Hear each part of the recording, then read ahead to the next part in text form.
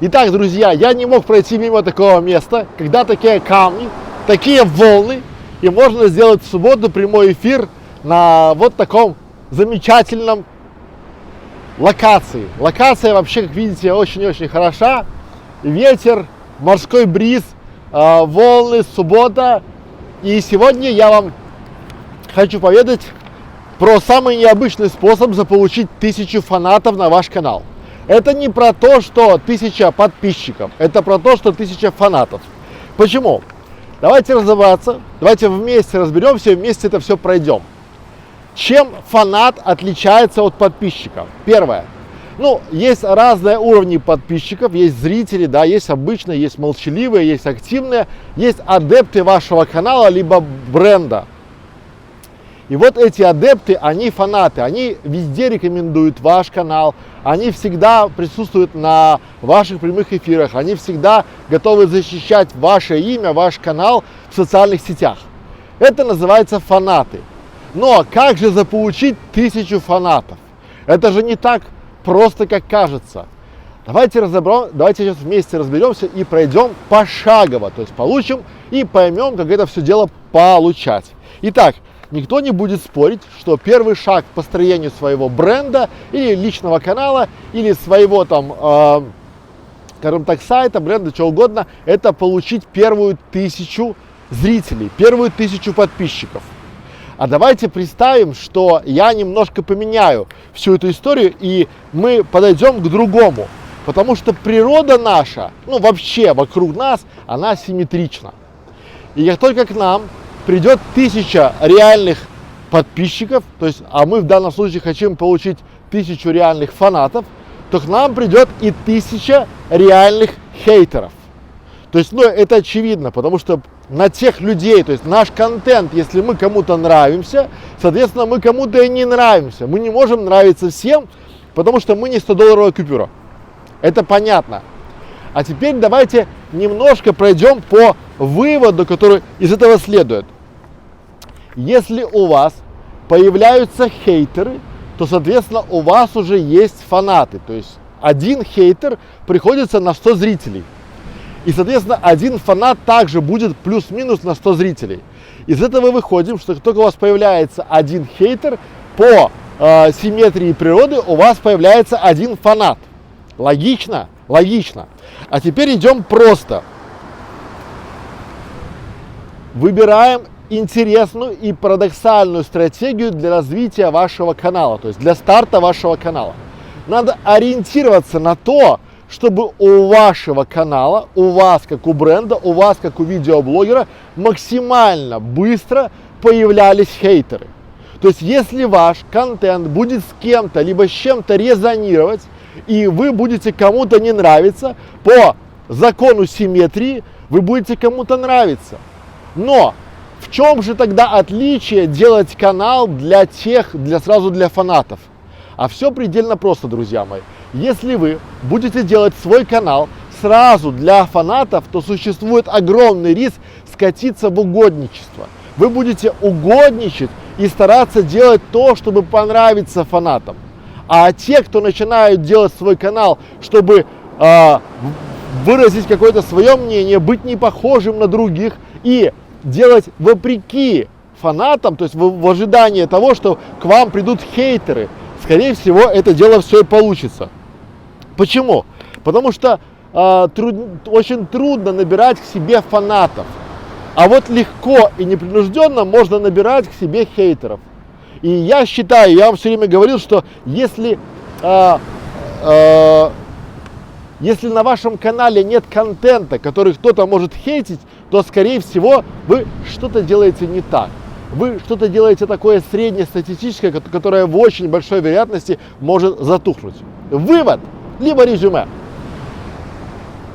Начните делать стратегию, которая будет привлекать к вам не фанатов, а хейтеров. И по закону больших чисел, и по закону симметрии в природе к вам по-любому придут фанаты.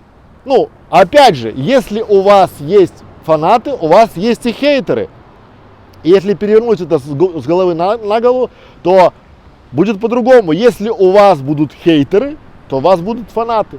И вот вам спокойный, простой, легкий способ получить 1000 фанатов. Вам надо получить 1000 хейтеров. Пара-барабам. Нормально? Нормально.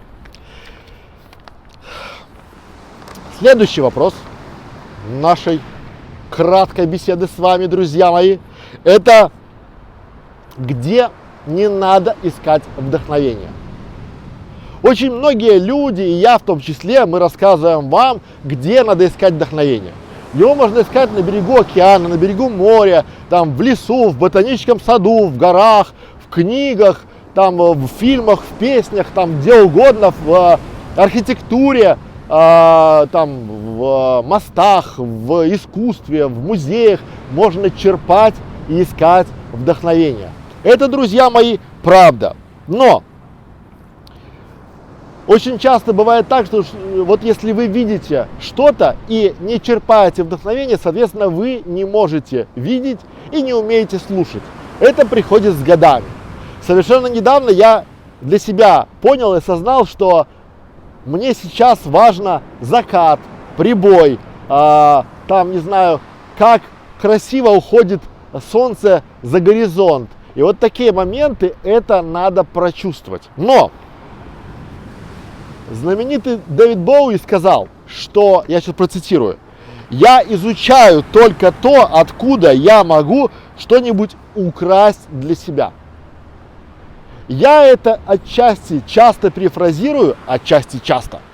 Я это перефразирую: лучше хорошо украсть, чем плохо придумать. Что сие, друзья мои, означает? То есть как это работает? Когда вы начинаете что-то смотреть, то есть искать вдохновение, то вы начинаете брать что-то у других, но здесь есть один подводный камень. Что бы я ни советовал, то есть где бы я вам не советовал черпать вдохновение. Я эту ошибку совершал года 2 подряд причем. Я черпал вдохновение у конкурентов. И это самое худшее, что я мог сделать. Почему? Потому что когда вы начинаете черпать свое замечательное вдохновение у конкурентов, вы, хотите вы этого или нет, вы просто продолжаете следовать за ними. Вы повторяете то, что они уже сделали, и шанс того, что вы их обойдете, крайне мал, ничтожно мал. Почему? Потому что следить за тем, что делают другие видеоблогеры на рынке, и следить за тем, что делают ваши конкуренты, это в буквальном смысле повторять за ними, не зная их ни стратегии, ни тактики. Я вам рекомендую следить за смежными моментами, следить за тем, чтобы у вас какая-то была идея, чтобы вы могли черпать свои новые идеи на других рынках, на смежных рынках, даже не на конкурентных. Для чего? Потому что в этом случае, если у вас, даже не если, а когда у вас выстрелит, то конкуренты уже будут повторять за вами. А пока вы повторяете за конкурентами, вы всегда держитесь позади. Поэтому результат. Искать вдохновение нужно в любых местах, кроме канала конкурентов. Каналы конкурентов мы должны анализировать, мы должны смотреть, что они делают, как и почему. Но искать вдохновение, глядя их темы, их сообщения, их стратегию рекламы, либо стратегию посева, я бы вам не рекомендовал. Почему? Потому что надо делать так, чтобы не вы следовали за другими, а чтобы другие следовали за вами. Пара-барабам. Коротко и ясно. Правильно или нет? Итак, сколько мы уже в эфире? 10 минут. Нормально идем. Я же говорил, что мы пройдем своим путем. Итак, закон среднеарифметического для любого видеоблогера. Первое. Есть мнение, то есть говорят о том, что человек становится среднеарифметическим от 6 людей, которыми он себя окружил, либо с которыми он общается. То есть вы это среднее арифметическое от тех знаний, компетенций, навыков тех людей, с которыми вы общаетесь. И здесь должно быть очень простое следствие. не важно вообще, кто вы сейчас и кем вы сейчас являетесь. Важно то, и это очень важно, кем вы себя окружили. То есть кто в вашей команде, кто в вашем окружении, кто работает над вашим проектом, с кем вы общаетесь. Вот просто выберите 6 или 7 знакомых, либо ваших сотрудников и выберите для себя, то есть вы среднее арифметическое по этому. И дальше, вот если вы поняли на это, то есть если вы окружены талантливыми, креативными, рвущимися вперед к идее людьми, то вы даже если таким не являетесь, вы по-любому таким будете. В народе есть очень простая поговорка, то есть если взять апельсин и положить его в банку с солеными огурцами, то очень скоро это будет соленый огурец. Я хочу резюмировать, как это звучит у меня, что покупайте окружение.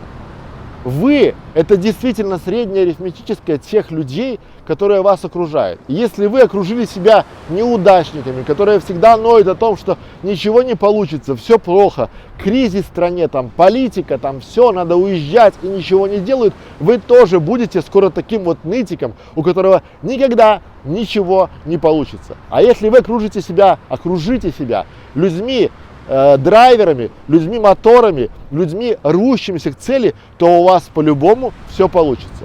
Покупайте окружение, приходите к нам в школу, приходите к нам в клуб, где действительно люди готовы дойти до результата. Важно, с кем вы идете по результату, важно, кого вы нанимаете, с кем вы работаете, на кого вы работаете. И только тогда вы сможете меняться, а уж какую сторону, в лучшую или в худшую, зависит не от вас, а от вашего окружения. Именно поэтому все обеспеченные люди, назовем их так, хотят, чтобы их дети учились в престижных вузах.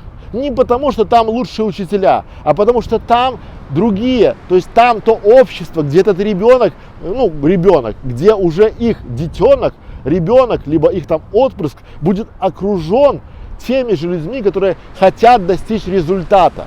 Поэтому покупайте окружение. Вы среднее арифметическое именно от того, кто вас окружает. Пора барабан. Понятно? Так. 1, 2, 3, 4. Правильно? 4-й вопрос, и будем прощаться. Потому что уже ветер дует прямо в лицо. Итак, почему так мало больших выдающихся каналов? Где же прорыв, спрашиваете вы? Соглашусь. И здесь очень хорошо приходит мне на ум один эксперимент, который провел один из профессоров. Он собрал детей и предложил им, выдал им по мармеладке. Потом он сказал, что когда он выйдет, или по зефирке, как угодно, когда он выйдет, и если к моменту, когда он вернется, дети эти зефирки не съедят, он выдаст им еще по одной. А тот, кто зефирку съест, не получит ничего. И вот здесь очень важно понимать, насколько глубинен этот текст. Когда этот профессор вернулся, то большая часть детишек съела свои зефирки, и лишь у некоторых хватило выдержки дождаться, чтобы получить 2. Что же интересно в этом проекте? Что дальше ученые проследили за теми детьми, которые участвовали в этом эксперименте. И как бы странно это ни звучало, те дети, которые отложили спрос, те дети, которые получили вторую зефирку, в жизни добились много большего, чем те дети, которые сразу съели зефирку. То же самое и с каналом. То есть слишком мало авторов, слишком мало людей, которые готовы рваться на британский флаг, чтобы получить отложенный результат. Очень много людей и видеоблогеров, и среди ваших друзей, может быть, и вы хотите сделать канал прямо сейчас и получить результат прямо сейчас. Ну, или через полгода, или максимум через год. И в этом случае очень часто вы похожи на этого ребенка, который получил зефирку, и он знает, что если он подождет, если он будет идти к своей цели, он получит вторую зефирку. Но вам надо сейчас, и вы съедаете эту самую зефирку. Вывод, либо резюме, друзья мои. Резюме очень простое в этом случае.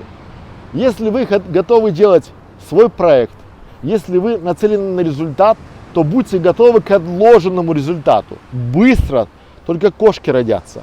И в нашем случае, в вашем случае, пошаговая стратегия, стратегия маленьких шагов, она дает гораздо больше, чем ежеминутное, ежесекундное ожидание удачи. Удача, везение, если вы верите в том, что вам повезет, и вы вдруг появитесь на поприще популярных каналов, потому что вам повезло, сходите, сыграйте в лотерею. Шансы на победу будут равны. А если вы будете планомерно идти к своему популярному каналу, знать стратегию, знать тактику, знать конкурентов и развивать его, то я уверен, у вас будет все хорошо. С вами был Александр Некрашевич. Эти вопросы мы получили от вас и хотели бы на них ответить, то, что и сделали, как и обещали. И этим прямым эфиром мы еще раз показываем, что будьте креативными. Если вы нашли какую-то классную локацию, встаньте и проведите стрим. Под вашими видео на вашем канале есть огромное количество вопросов, которые вы оставили без ответа. Соберите их, напишите их себе на листик и расскажите своим зрителям ответы в такой вот интересной и яркой форме. Всем спасибо за внимание, спасибо, что приходили. Не забывайте становиться спонсором нашего канала. Это всего лишь 49 рублей в месяц. И для вас будут доступны очень интересные, эксклюзивные видеоролики, мастер-классы и советы нашей команды. Спасибо за внимание. До свидания.